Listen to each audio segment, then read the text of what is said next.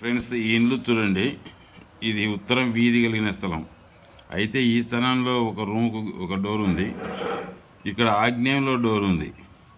ఇక్కడ బాత్రూమ్లు ఎత్తైనాయి. ఇదల్లా ఖాళీ స్థలం.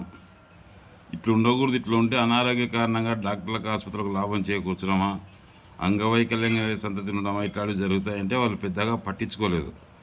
వాస్తవాభిమానులారా, ఈ ఇంటిని చూడండి. ఉత్తరం వీధి కలిగిన స్థలం. అయితే తూర్పు ఖాళీ వదిలి 3 రూములు ఉన్నాయి. ఉత్తరం ఖాళీ వదిలి 3 రూములు ఉన్నాయి.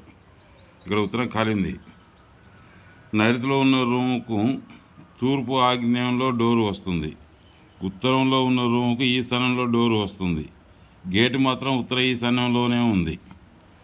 వాళ్ళు వాస్తు చూడడానికి నన్ను పిలిపిస్తే స్థలం బాగుంది, కానీ నైరుతి రూముకు ఆగ్నేయంలో డోరు వచ్చింది, అది చెడుపు చేస్తుంది, ఆగ్నేయ దోషాల వల్ల అనారోగ్య కారణంగా డాక్టర్లకు ఆసుపత్రులకు లాభం చేకూర్చడం, చెడు ప్రవర్తనలకు దుర్వ్యసనాలకు ఖర్చు చేయడం, పక్షవాతం, అంగవైకల్యం, యాక్సిడెంట్ వంటివి సంఘటనలు జరుగుతాయి అనే సంవత్సరం క్రితం చెప్పినాను. వాళ్ళు పట్టించుకోలేదు. ఇప్పుడు చిన్న పిల్లవాడికి అంటే 2.5 సంవత్సరం పిల్లవాడికి పక్షవాతం వచ్చింది.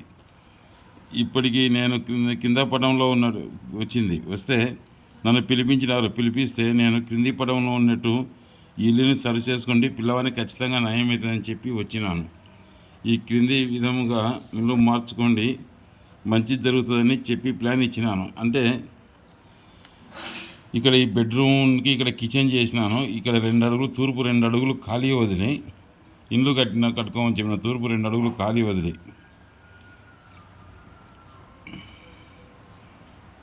ఉత్తరంలో వాయువుల మెట్లు గుంత ఇక్కడ పెట్టుకొని ఇదొక బెడ్రూమ్ ఉత్తర ఈశాన్యం నడక వచ్చినట్టు చేసి, ఉత్తర ఈశాన్యంలో గేటు వచ్చినట్టు చేసి ఇచ్చినాను.